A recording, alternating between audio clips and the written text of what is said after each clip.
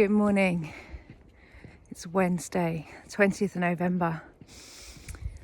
I'm feeling a little bit less productive today. Had a little bit of a setback, which I'm in the process of reframing.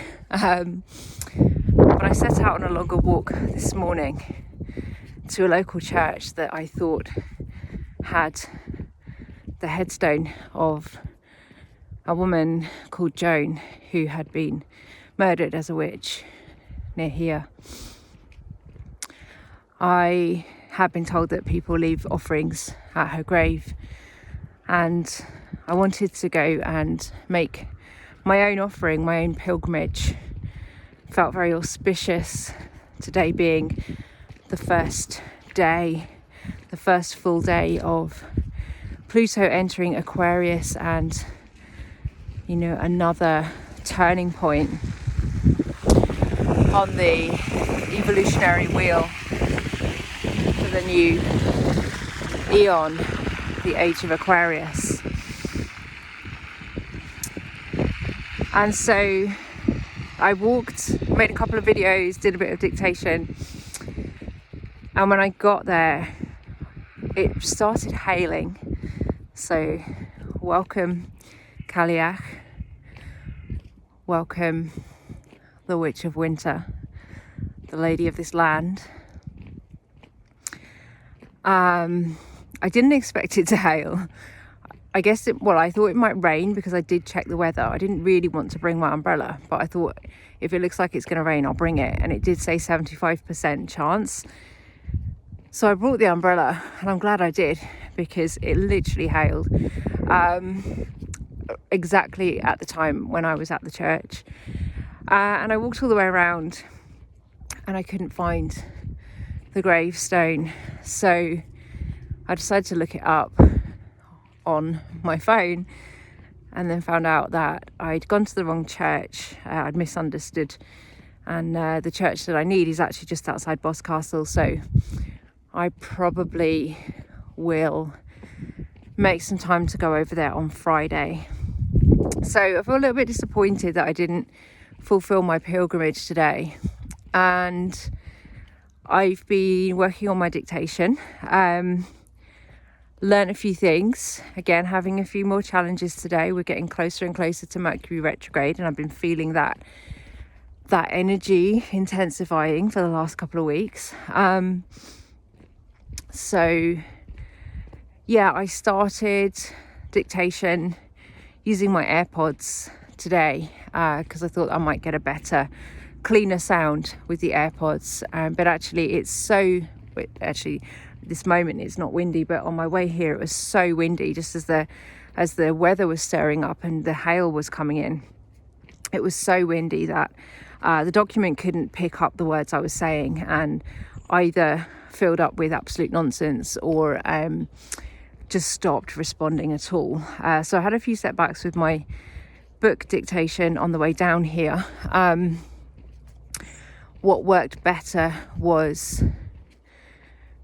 taking out the AirPods and actually just holding the phone right up to my mouth and speaking directly into the microphone. I got a few more words down that way. And I've just tried to reopen the document again, and the lack of internet connection has meant that the document won't open. So a few issues that I didn't have yesterday have come up on this longer walk for me today.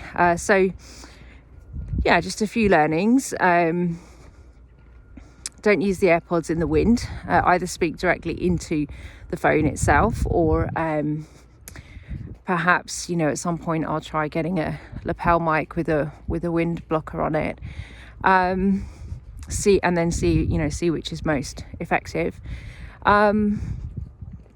Make sure the document is open before I set off, so that it's open when I'm connected to the internet. That seems to be able to help it to stay open.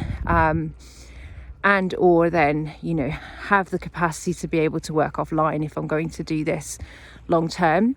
Now I can dictate into my notes app, but I was getting quite a lot of good traction doing it into the documents, because I could then title those documents according to each chapter, and then slot them straight into Scrivener for editing and organisation, and bring them into Substack. So yeah, a few learnings today, right on the cusp of, just beginning these new practices and processes. And what I've been thinking about and speaking about for my book is how we step into our visionary author identity. We were speaking about this a lot yesterday on my coaching call, that there are many kind of fears and obstacles that come up around writing and completing and publishing our books.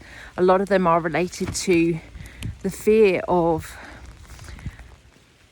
being that person who's written the book and becoming the author. So for me, how I'm stepping into my next level as a creative of my visionary author identity is to start changing my habits. Here comes the hail again. Changing my habits and reprioritizing, so that my time for creativity comes first, and I'm shifting my routines. I was stuck in a lot of habits where I felt frustrated that I didn't have enough time to create, and I also felt like I needed to be moving my body more. I felt limited and stuck, and I had my mindset backwards, as we often do, where I was thinking, when I've got more space and time, I'll be able to move my body more and I'll be able to be more creative. And of course that mindset doesn't shift anything. It just kept me back in the same patterns. The life I am living now is the life I've created from the decisions that I've made up to this point. And so in order to change my routines, change my habits, change my priorities, it's about making different decisions in the moment, every moment, and not being disappointed when, I don't see instant results.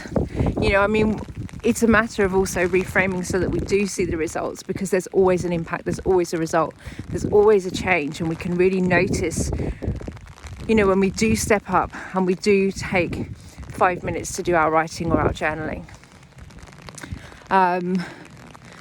We do keep stepping in the right direction, and that it's important to acknowledge those small steps that we are taking, that we do take, because those small steps become the bigger steps, and they become the normal once they become established as a routine. But in order to do that, we have to keep making new conscious choices and intentions in every moment.